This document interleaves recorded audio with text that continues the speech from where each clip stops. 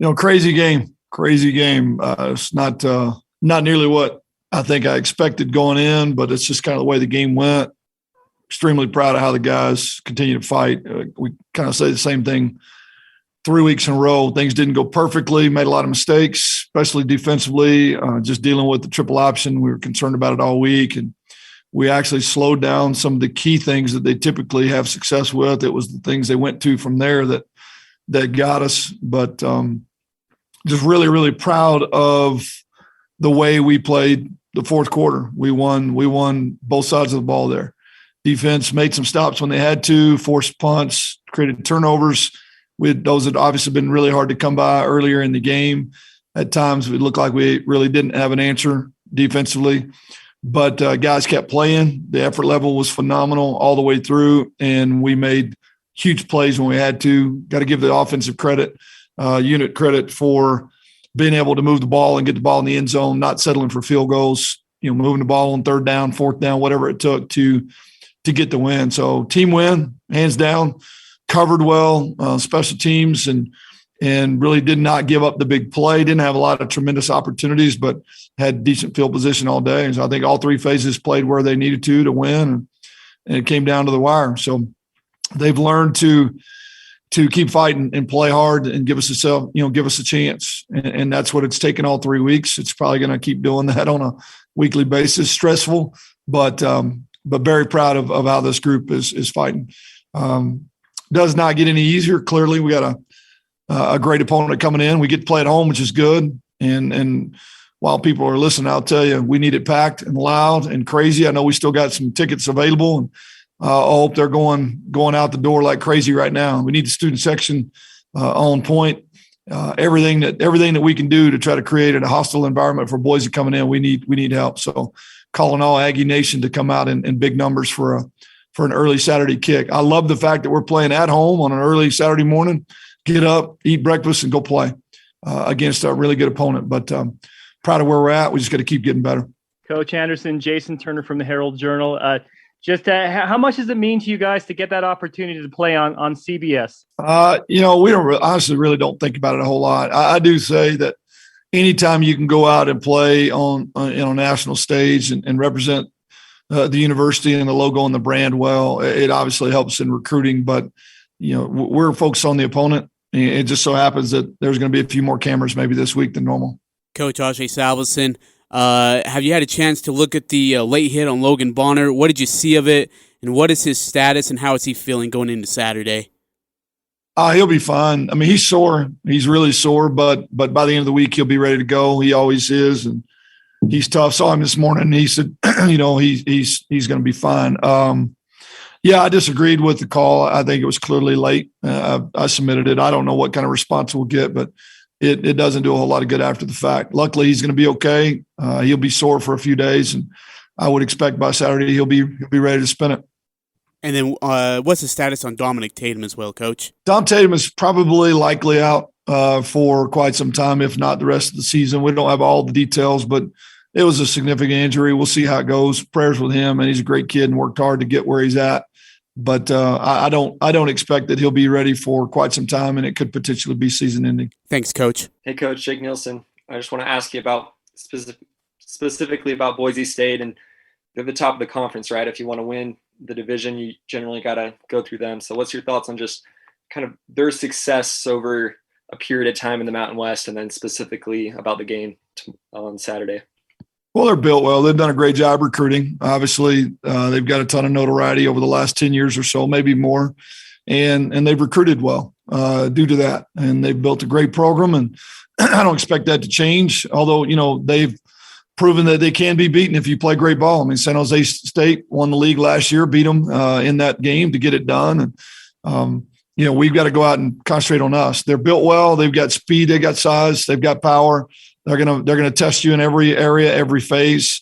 They're well coached, but if we go out and play the best ball we can play, then it's a game that we can win. We're just gonna have to earn every bit we get, and it's gonna be a challenge.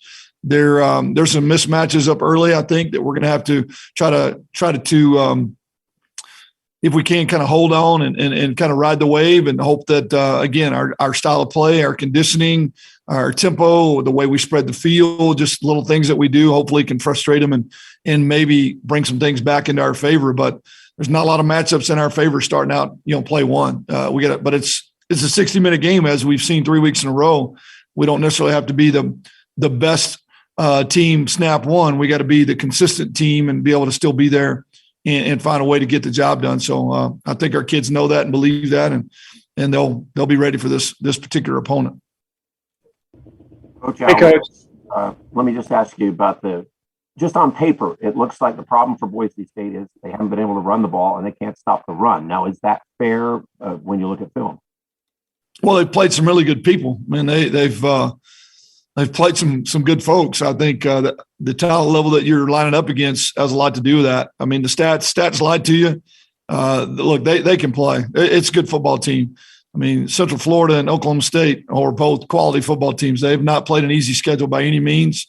They did what they're supposed to in the one game that they were absolutely better than the opponent. The other two, they played solid, very close, down-to-the-wire football. I think stats will lie to you. I think they're built solid across the front, and it's going to take everything we got to move the ball against them, whether it be by throwing it or running the ball. Coach, Trent Wood with Deseret News. I know you've coached a lot of football over your career. I'm curious what the experience of coaching this team has been like for you thus far. I love this group. I mean, anytime you get a group that plays as hard as they play, buys in the way they have, doesn't quit, doesn't get down, doesn't point fingers on the sideline when things don't go well, as resilient as they are, it's hard not to love to come to work. We get that attitude from them every day. Practices are great. The environment in the building is truly a very tight-knit family group. When you consider how many guys we brought in here that were new, that's not a guarantee that you get that. So the kids that were here before that have been through a lot have done a phenomenal job of helping us create that culture. So I absolutely love coaching them. Coach, Aaron Falk sorry. with the Salt Lake Tribune. Go ahead, Aaron. Sorry, Jason. Aaron Falk with the Trib. Curious just about building that camaraderie and what was your role as a coaching staff to bring that in and kind of blend those cultures? Just come in and be us, transparent, wide open, door open, spend time with them on and off the field, make it very clear what our expectations were, be accountable on a daily basis, be selfless, be tough, put the team first, no egos in the building. That starts with me. At head coach, come in and be just down to earth person that cares about them. We hold them to high standards. We hold them accountable. We discipline, but we also love on them and care about them on a daily basis and hug their necks and spend time with them with, really in areas that have nothing to do with football. We have tried to build a family here, and that's asking a lot of guys considering all that they've been through. But I think it's something that they wanted, and they have bought into it and put just as much energy back into that. And you're seeing the effects of that on the field. We're pulling together when it gets tough. We're pulling together, lifting each other when it gets tough. And they have worked their tails off to be in good enough condition to play hard for 60 minutes. And I think there's a confidence level that comes with the ability to still run to the ball, play at a high energy level late. All of that is the culture, and the kids deserve the credit for that. And the coaches for buying into that and being willing to give up their time and give up themselves and not just coach X's and O's and go home every day. Coach, this is the most success I can remember USU athletics department having as a whole during the fall in a long time, with the soccer team, the way they're playing. The volleyball team is much improved. Cross country teams are both really, really good. How much have you guys kind of been feeding off of each other's success, and how fun has it been to be a big part of that? It started for me back in the spring, watching Craig and the basketball team just play the way they did, and gymnastics. I was able to go to a bunch of different events and be part of that. I think it's carried over into the fall, and I believe that success kind of becomes contagious. The energy becomes contagious. We got a lot of great coaches and players in every department here on campus. I love that it is a community feel, a family feel that starts at the top, from the president's office to the AD's office and every coach in the building. So I love it. That's what I love about college ball. Just when you consider the fan base, the student section that creates energy in every one of those events, mean, you can't get that everywhere. We're lucky to have it. We just want to build on it. Coach Justin Rice was the player of the week, and you've watched him play the last little bit. Is he playing at a higher level, or has he improved? And then the other thing I would ask then is, have other guys on the defense picked it up enough? Are you getting enough of that kind of effort from other guys on the defensive side so far as you look at film? Well, effort level, I'll answer that first. Absolutely. We're getting that across the board on both sides and in special teams as well. It's what's allowing us to compete. Because to be honest with you, I'm not sure that we're out athleting anybody, or at least in many places. There's a lot of areas that effort is the deciding factor in some of the battles that we're winning. Is he playing at a high level? Absolutely. Has he improved? Yes.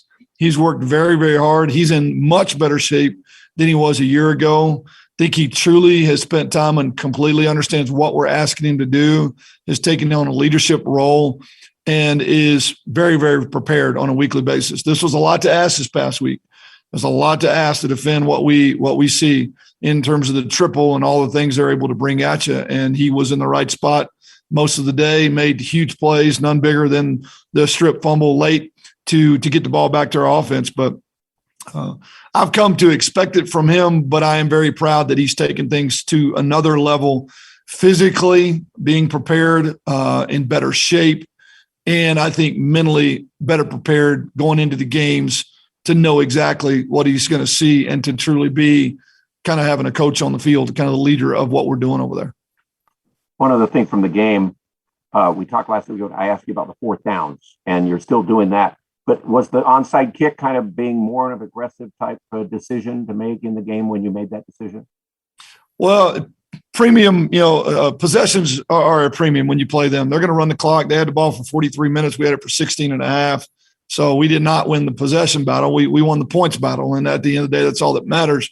We saw a schematic advantage in how they played their kick return team. We did not execute the ball well. It was not a well-kicked ball. It should have been wider out on the edges where we had a numbers and a space advantage. We just didn't execute it well. It was strategic in the fact that we knew we had to try to steal a possession, and that was the best place to try to do so. And we just didn't execute it well. Defense did a great job of not allowing points, a touchdown on that drive. So, they knew going in it was going to potentially – it was kind of a 50-50 ball. It was a risk we were willing to take. Didn't come out the way, and they did a great job of bailing us out and not allowing a touchdown on that drive. So in terms of fourth down, some of that was the same. You can't waste possessions. We were aggressive again, but calculated in those areas. None of them I thought were very tough decisions. They were really what I felt like had to be done at the time. None bigger than the last one there. That was 4th and 4 or 5 that we were able to convert. If we gave the ball back to them, we might not see it again. The clock might just bleed out. And we had to make a play in that particular area to win the game, and luckily we were able to do that. Coach, how do you assess the offensive line play? And it seemed like Bonner was, he's been getting hit a lot, it seems like, and Peasley came in and dealt with that pressure maybe a little bit better. So is that something that you would think about using Peasley more in that situation, or is it just two different styles of dealing with the pressure? Well, yeah, they deal with them differently. Bonner tends to slide in the pocket and stay in longer and deliver the ball. And Peasley is obviously really comfortable using his feet. And you can see when he does, it creates big plays. So there's benefits to both. They were built well up front. They moved well up front, got to us. We're not giving up sacks, but we are. There's going to be some pressures and some times that we're getting bumped up. But Logan is that guy. He has always stood in the pocket to the bitter end and delivered the ball and tried to distribute the ball, and he does that really, really well. You got to give them credit. They're built well and did a good job up front of creating movements and getting to us. But we made it really clear Peasley's going to be involved. He had to be more involved than maybe we expected because of the injury to Logan. But, man, I could not be more proud of how he came in and played. We don't win that game if he doesn't come in prepared and play at a high level. He did both. He threw the ball well. He ran the ball well. He extended plays, did all the things that we knew he could do. But, and Bonner played exactly the way we expect him to play early before the injury. They both bring value, and they both bring things that you have to defend. I'm proud of the O-line. I think we can continue to get better. We were a little beat up. We were without some guys as we get healthier and as they play together more and more in this system